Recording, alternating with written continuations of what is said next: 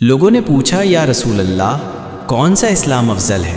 تو نبی صلی اللہ علیہ وسلم نے فرمایا وہ جس کے ماننے والے مسلمانوں کی زبان اور ہاتھ سے سارے مسلمان سلامتی میں رہیں۔ صحیح بخاری حدیث نمبر 12۔ ایک دن ایک آدمی نے حضرت صلی اللہ علیہ وسلم سے پوچھا کہ کون سا اسلام بہتر ہے؟ فرمایا یہ کہ تم کھانا کھلاؤ اور جس کو پہچانو اس کو بھی اور جس کو نہ پہچانو اس کو بھی، الغرض سب کو سلام کرو۔ صحیح بخاری حدیث نمبر 13۔